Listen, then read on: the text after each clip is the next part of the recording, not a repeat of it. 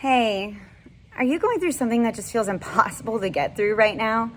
Are your relationships suffering, or do you just feel hopeless? Well, you have to listen to this third near-death experience that I just survived, and I'm only 30 years old.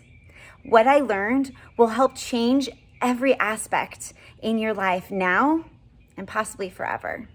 Take a listen.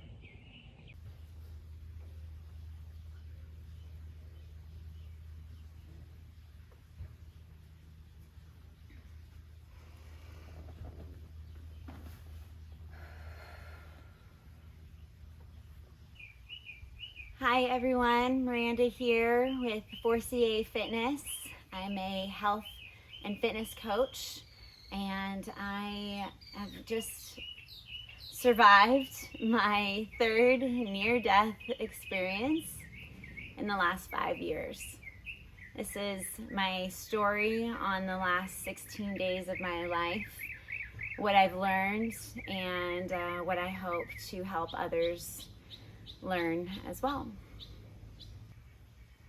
My hope is that this video not only teaches you about the human anatomy, teaches you about nutrition, but it also teaches you about self-advocacy, especially when you're in the hospital.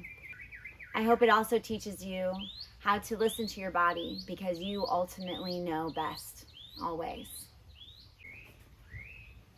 So I want to give you a little background about myself in case you don't know me already.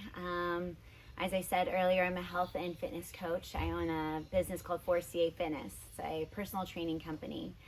I have been extremely healthy. More specifically, I'd say in the last 3 years, more than ever, that since I've been really dialed into nutrition a lot more, and training for bodybuilding competitions. I did have a few other near-death experiences. As I mentioned earlier, I attempted suicide after witnessing my uncle commit suicide 5 years ago. And the end of 2019, I suffered a severe pneumonia issue with my lung, which ended up creating hospitalization for myself, and they did a biopsy in my lung, and that ended up causing my lung to collapse. So there was a second near-death experience. And then now I just was released from the hospital after a 9-day stay with gut and colon issues. So there's my third. But overall, I'm very healthy, very fit, very active. I have had obviously the same amount of stress as everybody else with COVID. My fiance owns restaurants, which caused for a lot of stress on our end and in our personal life. But positivity is a huge thing in our household, so we never really let that get to us too much. But getting into this third near-death experience, we started noticing signs March 1st. I started noticing hives on my skin that I now know are called colitis hives. My doctor just thought that it was allergies or stress.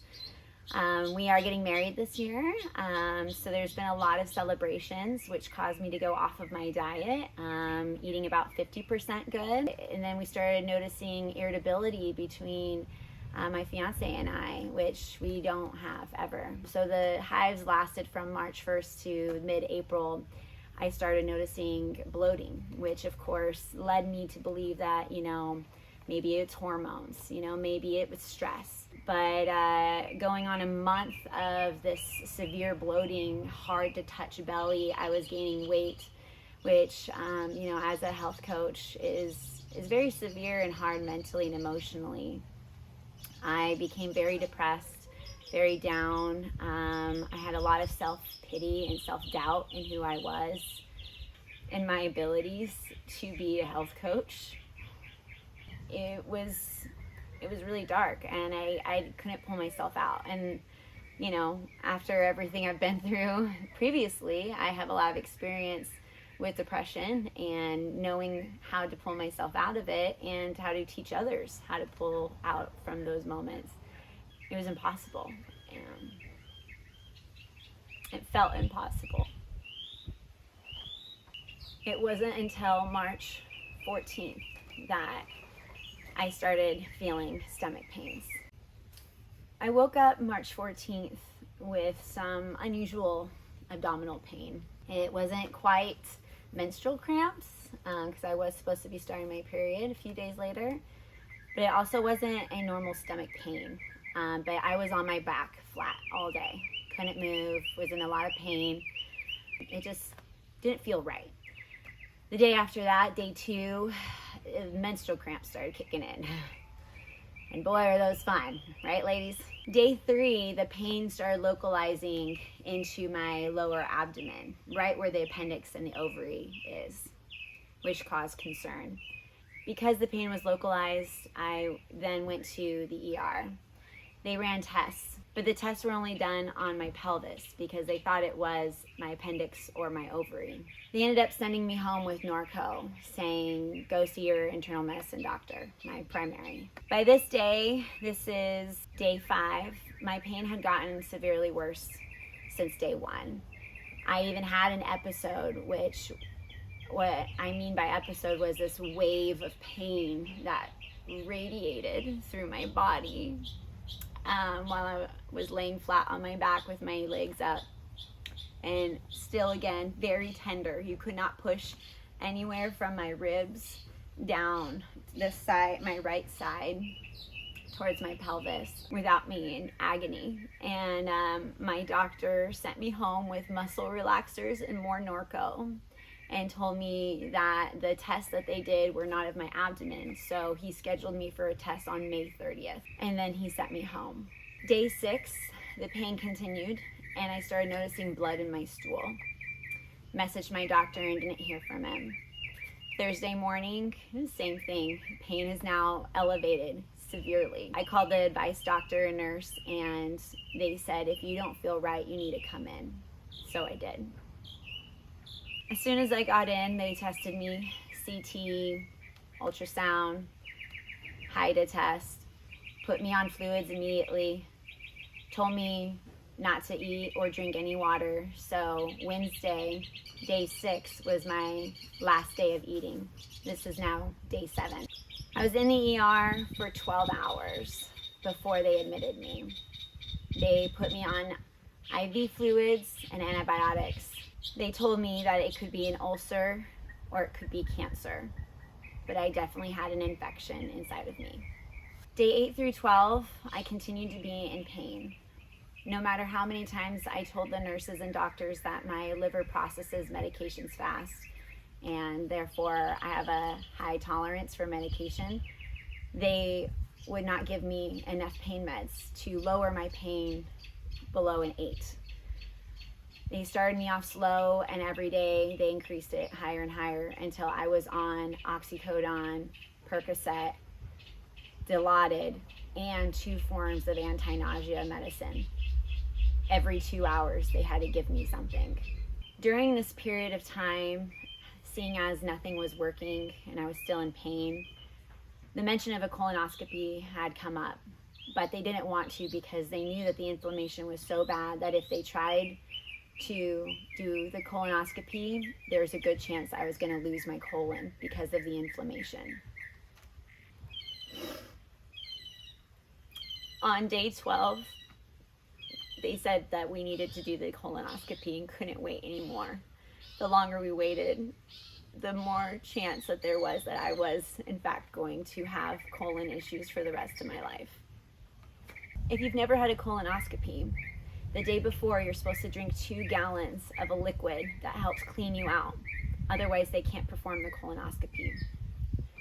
At this point, I could only keep down ice chips. I had yet to be able to eat anything. At one point, I tried drinking a 1/4 a cup of water in a half an hour period, and I threw it up. I threw up 3 times while I was there, and the last time was all bile. It was awful. So when they talked about doing the colonoscopy, obviously, I mentioned how am I supposed to drink 2 gallons of anything? They seemed to not have any idea of what to do. They argued with me, in fact, on it. They finally told me that the other option they can do is put an NG tube into my nose, down my throat, through my stomach, and into my intestines, and that I would be awake the entire time that they did this. With my last near-death experience, I formed PTSD. So you can imagine that hearing this, knowing that they couldn't even get my pain lower than an 8 with the pain meds I was on already, and the anxiety that I had of being in more pain, freaked me out. Again, I had to argue with the doctors and nurses about getting me on something to be able to get the tube inside of me. Finally, they listened and they gave me Ativan, which knocked me out without actually knocking me out. What they failed to do was tell me that once I get the NG tube in, to not swallow and to not talk. What should have taken 4 hours to get all the liquid into my system ended up taking 12 hours. I was the one that actually had to figure out not to swallow or talk by hour 10. So the last 2 hours I was able to get it all down. On day 14, we had the colonoscopy. This procedure should have taken an hour and a half. With the procedure, they would collect a biopsy and then figure out a diagnosis. They couldn't even make it past my transverse because of how inflamed my intestines were. This only took 40 minutes, but it was enough time to get the right diagnosis. PANS ulcerative colitis, an autoimmune disorder. Immediately, they took me off of antibiotics and put me on a steroid called prednisone. Within 12 hours, now day 15, I was a new woman. And on day 16, I got to go home. I had gone 9 days without eating. Once they figured out that I had PANS ulcerative colitis, I got to finally eat my first solid food. And it was so good.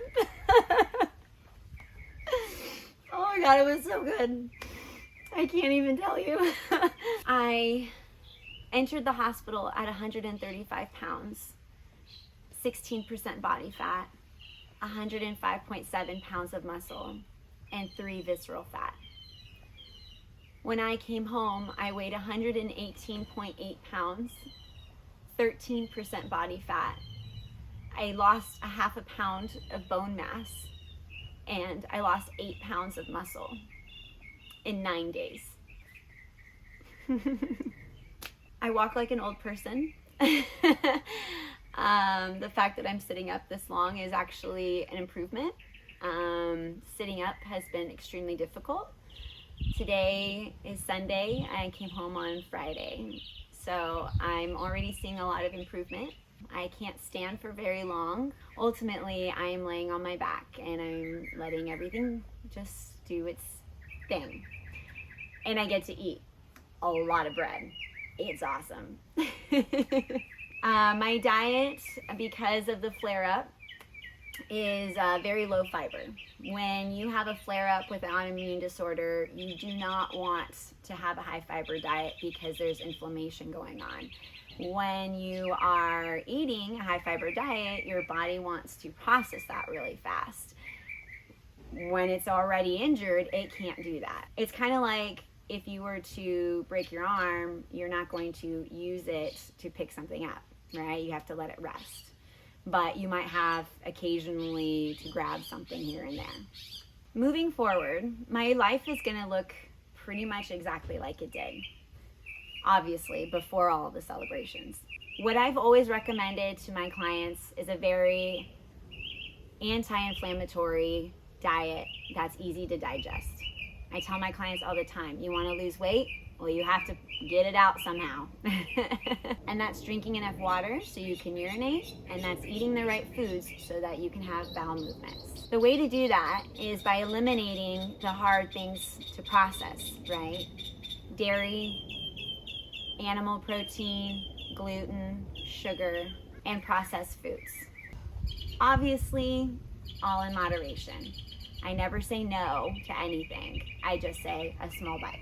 Caffeine, spicy foods, alcohol, all that also is really tough for your body, especially with ulcerative colitis like I have. So I will be going back to my diet and keeping track of what I'm eating and seeing what works and what doesn't work. I now know the signs and what to look for, and not only physical, so those hives, and the pain, the bloating, but I also can distinguish, mentally and emotionally. If I am being more irritable, that's a good sign that something's not working. I'm also hiring a personal trainer myself, so that I have professional help. Even though I am a professional myself, it's really hard to keep track of your own body because you're too close to home. You need someone to see the bigger picture. For my ending note, I really just want to preface a few things. You know your body best out of anybody. If something doesn't feel right, you need to say something, and you need to ask for help. You can't do it all on your own. Doctors and nurses are not going to help. You need professional help, like hiring a professional personal trainer. I don't want to talk bad about box gym trainers. However, if you want the best personal trainer, I highly recommend going with a private personal trainer. Box trainers are under a lot of contingencies and a lot of restrictions because you're ultimately selling the gym. A private personal trainer such as myself is in this for you. They're in this to help you. They will personalize things for you. They have nobody looking over their shoulder and micromanaging them. They can completely focus on you. Your gut, colon, and your diet affects everything. Your emotional state, your mental state, and of course your physical state. If you don't feel right, start with your diet. I promise you, everything will change. I want to thank everybody for your support. You see these beautiful flowers behind me. These were all sent to me when I was in the hospital by a lot of really incredible people. But this is just a small part of the support that I felt. I had a lot of people reach out to me on social media, text messages, reached out to my mom, and I just want to say thank you. It's your support, that positive energy, those prayers, the vibes that you sent my way that gave me the strength to stand up for myself and to advocate for my health so that I may live another day, because nobody else will. So I just want to say thank you to everybody. Thank you to everybody for making this possible. I owe you, and I hope I can support you as much as you've supported me one day. With that being said, I've been given a new lease on life, and I am dedicating myself to you, whoever is watching this. Because of the support that I've been given, I want to give it back. I want to help you learn how to listen to your body, learn how to stand up for yourself, know your self-worth, self-advocate for what you deserve. There's so much more I can go into that I talked about in this video. I possibly cannot fit it all in. I am going to be creating a few motivational series, not only for health and fitness, but personal health, meaning happiness, relationships, anything to do with yourself, and also one to help children learn how to see things that this world is throwing at them in the best way possible so they have a fighting chance to survive anything that's thrown at them. I never thought at 30 years old I would have had 3 near-death experiences, but I'm here, and the birds are chirping, the breeze is hitting me, it's hot. Life is just so incredible and it's so precious, and I've always known that, but more now than ever before. Thank you so much for watching this video and hearing my story, and I hope that I have inspired you to continue to live life to the fullest, to never give up, and to enjoy every moment that you're given, no matter where you are, no matter if you're struggling now or if you're struggling in the future. Anything is possible, and this too shall pass. Thank you. Thank you so much for watching again. It is so important to me that you feel supported, just as I had been supported through all of my near-death experiences. But no matter how much support I got, nobody told me what I'm telling you in these videos. I was able to learn all of these things in this video by the encouragement from others to keep going. So let me help you keep going. Please, if you know anybody who can also use this information, please share and follow, subscribe to all of my social media. Search for CA Fitness on Facebook, Instagram, and YouTube. And stay tuned to my motivational series that I'm going to be publishing here shortly. Thank you so much. And I pray that you are living a happy and healthy life and always choosing happiness.